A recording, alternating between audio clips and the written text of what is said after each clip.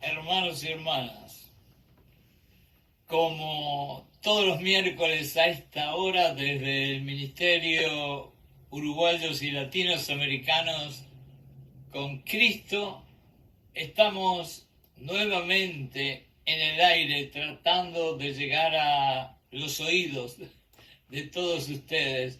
Y como siempre les digo, vamos a imaginarnos que somos una familia virtual en el cual todos nosotros estamos entrelazados y intercomunicados a través de la magia de la tecnología.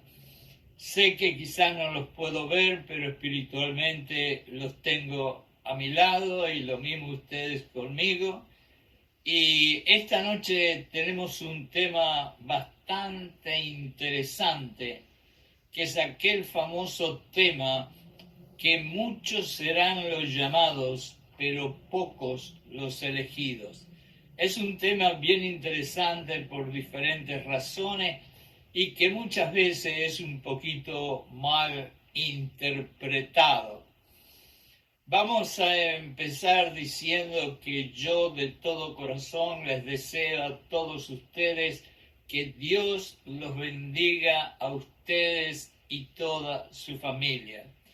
Y les voy a pedir que hagan un pequeño favor, que todas esas ansiedades y preocupaciones que tengan acerca de la familia, acerca del trabajo, acerca de la escuela, acerca del vecindario, que lo dejen, aunque sea un ratito, de lado y tranquilos, y que nos concentremos, ustedes y yo y ustedes, en estas palabras de Dios que vamos a compartir, para que en el fondo de nuestro corazón la fe y la esperanza puedan crecer un poquito más.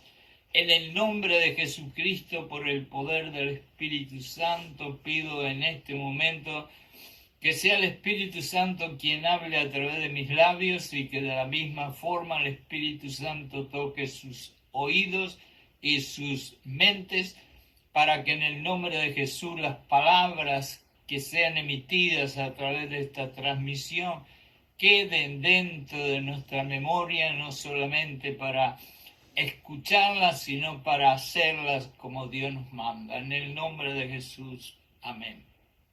Bueno, ustedes saben que Estados Unidos es realmente el país más poderoso militarmente que existe en la Tierra.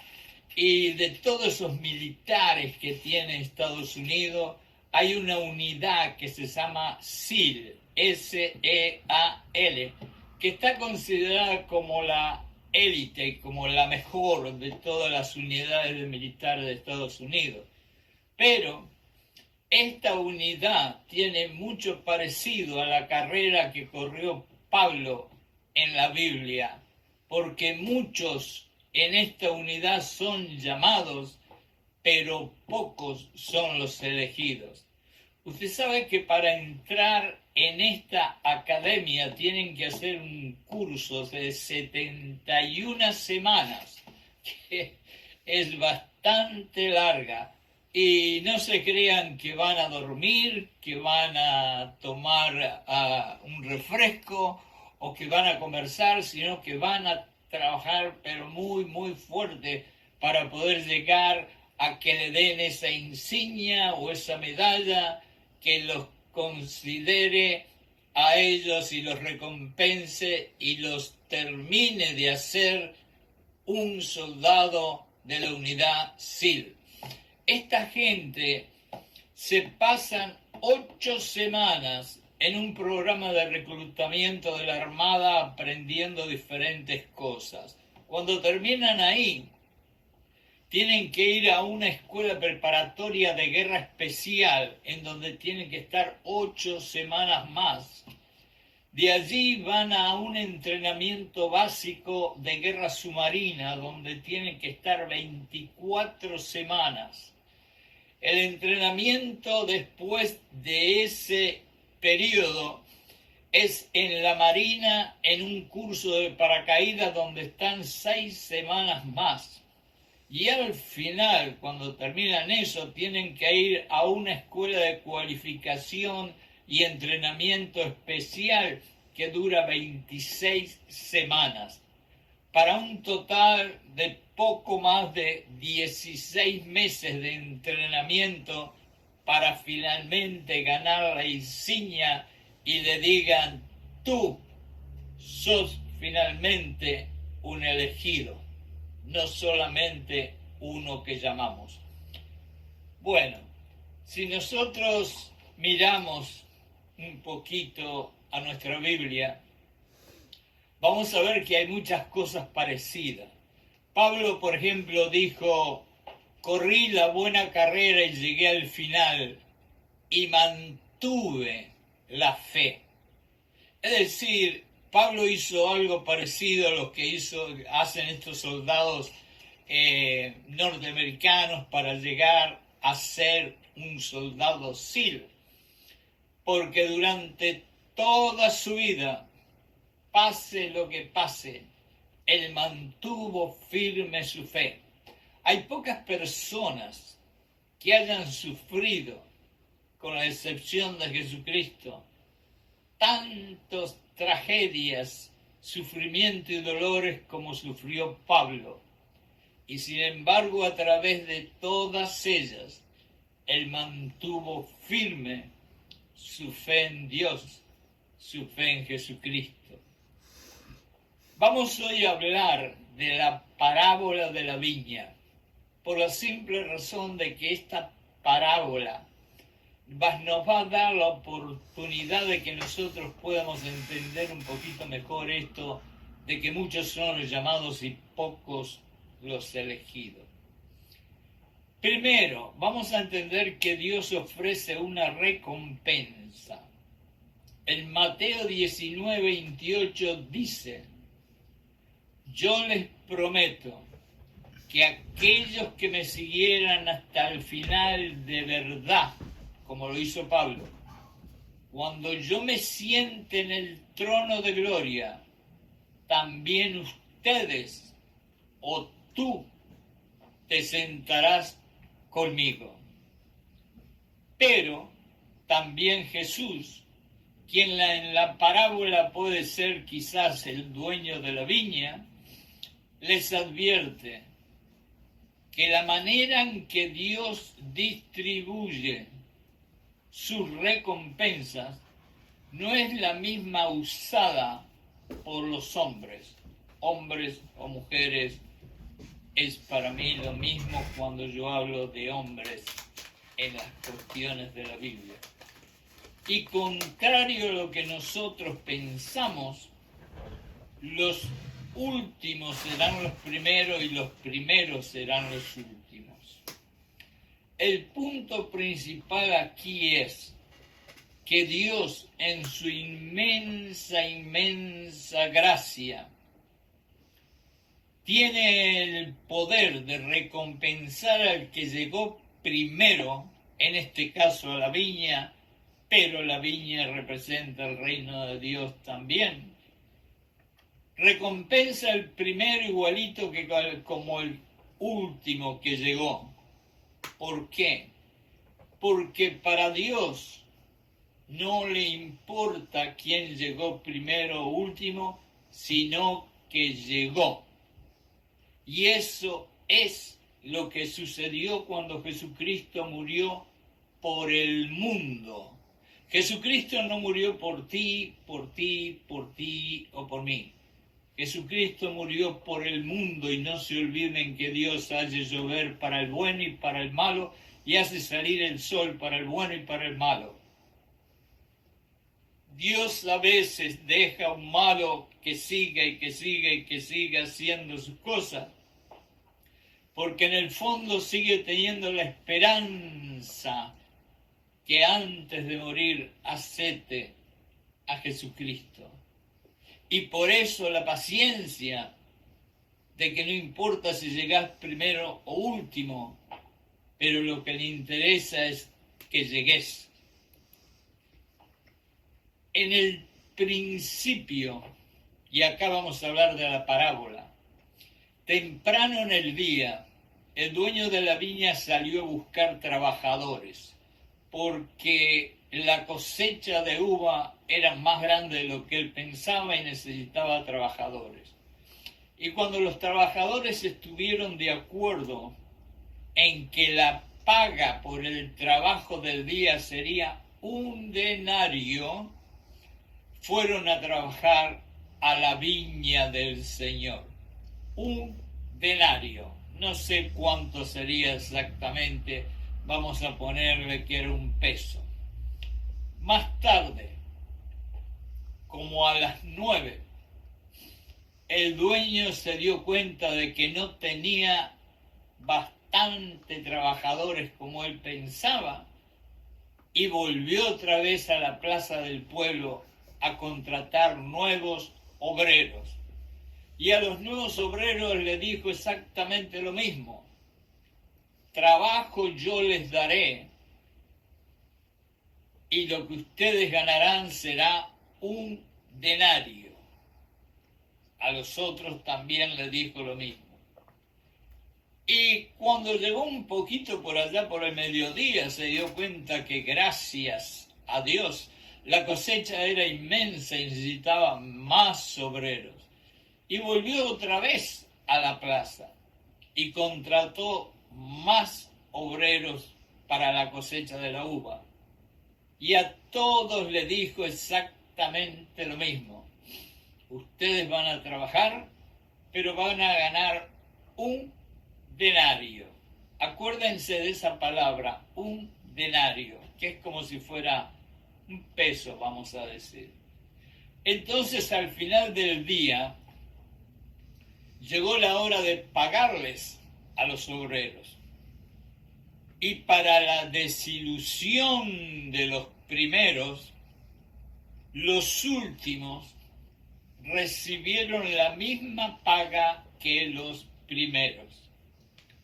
Como todo ser humano, y yo lo sentiría también, creo, comenzaron a quejarse los primeros porque consideraron que era injusto, que ellos habían estado trabajando desde temprano a pleno sol, sudando y esforzándose más que los últimos, y que terminaron ganando el mismo salario que los últimos. En su sabiduría, escuchen bien, en su sabiduría, el dueño comenzó a pagarle a los últimos primeros. De esa manera los primeros pudieron ser testigos de cómo los últimos recibían 1 denario igual que ellos.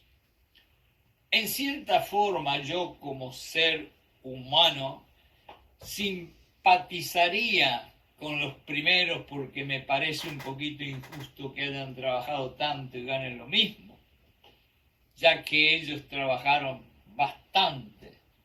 Pero el dueño los reprendió al decirle: ¿acaso no es 1 denario lo que yo les prometí a cada uno de ustedes cuando vinieron a trabajar? Y aparte de eso les dijo: si yo soy el Señor de la viña, ¿no puedo hacer yo lo que quiera con mi dinero?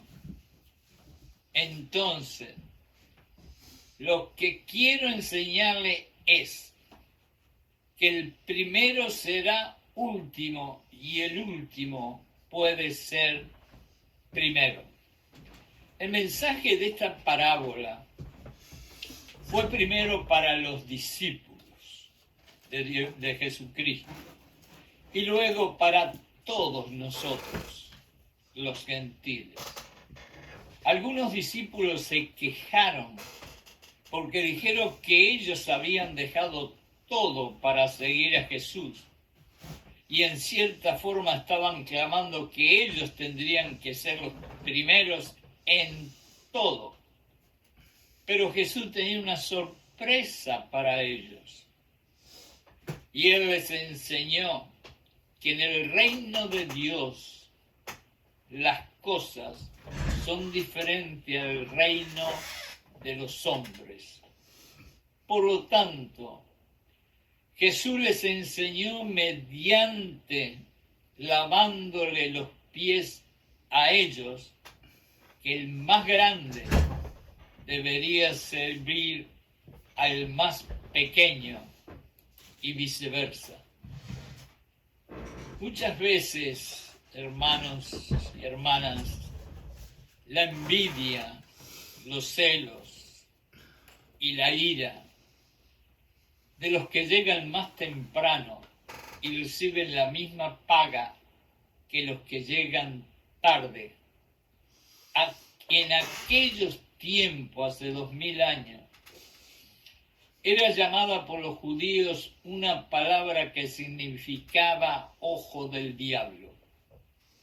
Eso era una palabra que ellos tenían para significar la envidia y los celos.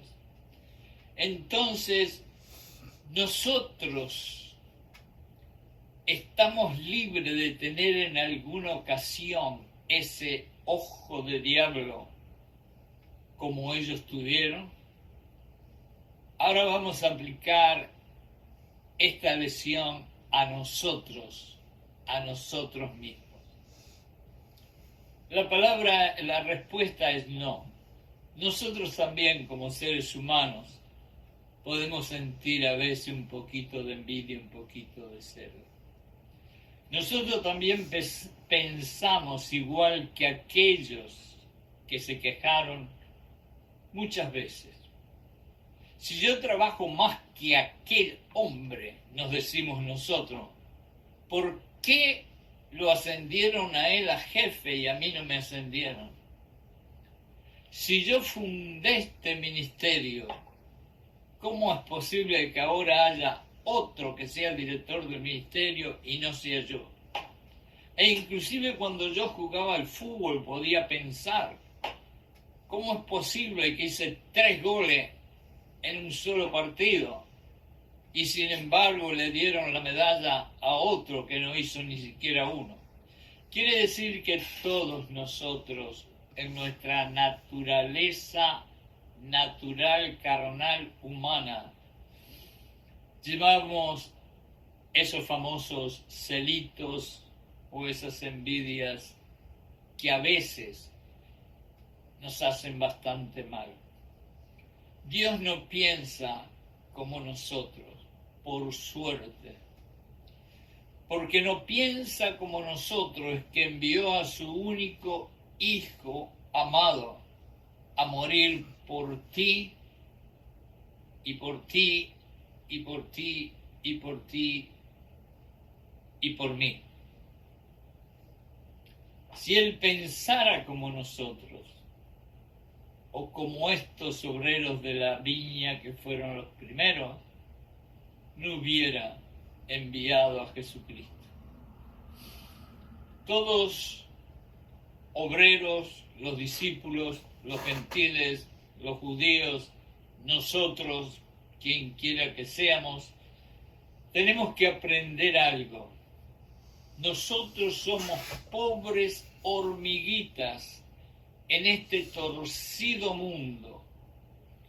No ganamos nada por nuestros propios esfuerzos, sino que todo lo que tenemos o hemos ganado o hemos adquirido es por la gracia de Dios y la sangre de Jesucristo.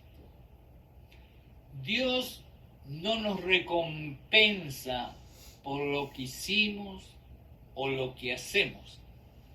Dios nos recompensa con su libre voluntad y utilizando la inmensa gracia que Él tiene.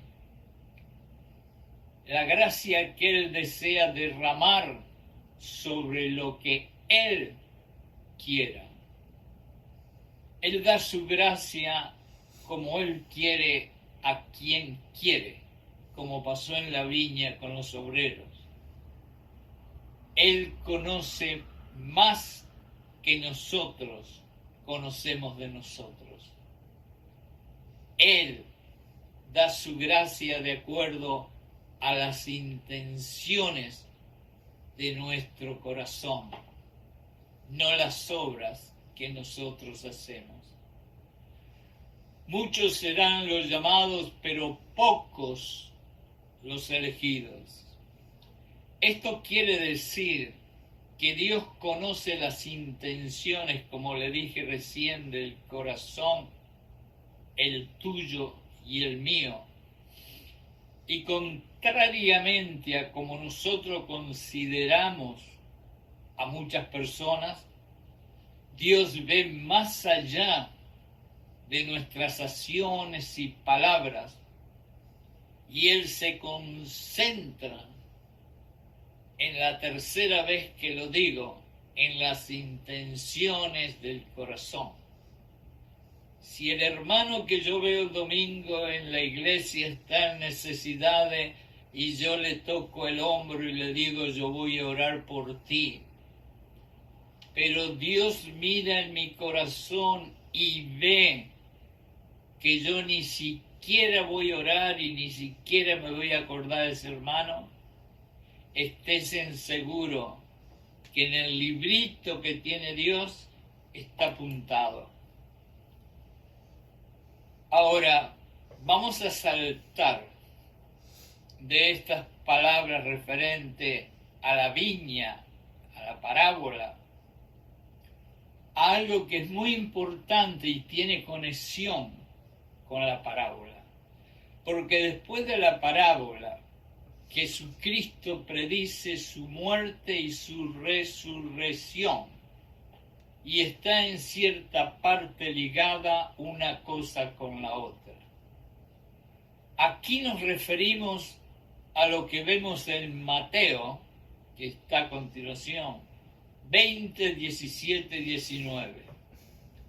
Aquí, en este momento, es que Jesús les habla honestamente a los discípulos, y la palabra clave en toda su conversación es resurrección, algo que petrificaba a los discípulos. Jesús conoce los corazones de sus discípulos y sabe que mientras Él esté con ellos, los discípulos se van a sentir seguros y fuertes. Pero Jesús sabe que si ellos ven que Jesús desaparece de sus vidas, correrán por los caminos como las gallinas con la cola atada. Discúlpenme, pero es una expresión muy del campo de donde mi abuelo viene. Es por eso que Jesús, en su sabiduría, más allá de hablarles del sufrimiento o su muerte, les quiere asegurar al tercer día Él volverá. Es decir, Él les habla sinceramente lo que les espera, pero les quiere dar la seguridad de que no corran, porque al tercer día estaré yo otra vez entre ustedes. Y fue exactamente eso que Él volvió, lo que les infundó a sus discípulos el valor, el coraje, la fe, la esperanza, la pasión que ellos habían perdido cuando lo crucificaron a Jesucristo. Y también fue esa resurrección la que los llevó a ellos por todo el mundo, llevando las buenas nuevas. Y hasta estaban dispuestos a morir por Jesucristo. Con su confesión, Jesús les quiso declarar a los discípulos que se habían quejado, que habían dejado todo por Él y que no veían una justa recompensa, como hicieron los obreros de la viña que creyeron que no recibían una justa recompensa, que ahora ellos entenderían que entregando su cuerpo para ser torturado, rechazado, despreciado, ahora verían que no importa si llegaron temprano y dejaron todo o llegaron más tarde, como en la viña, dando su vida y su corazón por Jesús. Todos tendrían una justa y equitativa recompensa, un denario, como les dijo a los obreros cuando los fue a contratar. Y ese denario para los discípulos era la sangre de Jesucristo. Así como los que llegaron temprano al reino de Dios, como los que llegaron más tarde, todos recibieron un denario. Y ese denario representa la sangre y la resurrección de Jesucristo. En estos versos entendemos que la luz, que es Jesucristo, que vino a este mundo y fue rechazada porque los hombres amaban más las tinieblas, ¿acaso esto no es parecido a cómo vivimos en esta sociedad hoy en día? Hoy en día es exactamente lo mismo. Hoy en día tenemos iglesias que lamentablemente están cerrando porque no tienen suficientes miembros, hombres y mujeres que van a la iglesia. Hoy en día en nuestra sociedad tenemos millones, no miles, millones de gentes que están totalmente enceguecidos con tinieblas y con nubes en los ojos espirituales y no pueden ver la luz. Y por eso son enemigos muchas veces de los cristianos. Jesús, quien les prometió a todos ellos vida eterna, solo encontró palabras de condenación, de desprecio, inclusive acciones de muerte.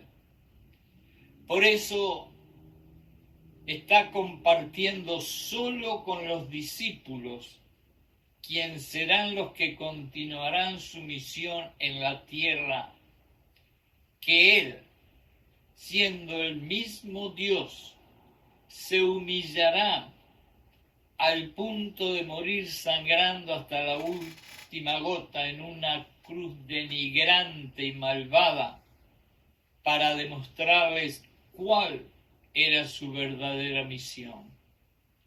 Algo que hasta el último momento nunca lo supieron. La promesa de Jesús de que volvería después de su crucifixión fue la intención más poderosa de Jesús para compartir estas palabras con sus discípulos. Son solamente 2 versículos, pero son quizás los versículos poderosos que sus discípulos escucharon. ¿Y qué sería de nosotros si Jesús no hubiera cumplido esa promesa? Diciendo aquellas palabras, Jesús demostró que estaba dispuesto a recibir una tremenda paliza torturadora con azotes brutales como recibió, cargar la cruz y la corona de espinas, sacándole sangre de su cabeza y morir horriblemente en una cruz asquerosa como un criminal, para demostrar que Él, como nosotros, solamente encontraremos en la humildad de obedecer y depender de nuestro Padre, Dios Jehová, el triunfo final sobre el mal y la misma muerte, y mostrarle al mundo el poder infinito del amor y del perdón, que son los dos que nos llevarán a la vida eterna. Y ahí es donde Pablo tenemos que tenerlo en la mente, porque él llegó al final de la carrera con su fe entera y firme, que significa llegar con el amor y el perdón de Jesucristo a la cruz, como tú y yo tendríamos y tendremos que hacerlo. Consecuentemente, será la honesta disponibilidad de sufrir con sacrificio y fe las malas tribulaciones de nuestra vida lo que separará a aquellos quienes serán los elegidos de aquellos que simplemente serán los llamados. Finalmente, será la honesta disponibilidad de sufrir con sacrificio y fe, como hizo Pablo, las malas tribulaciones, las pruebas en nuestra vida, lo que separará a aquellos quienes serán los elegidos de aquellos que simplemente serán los llamados.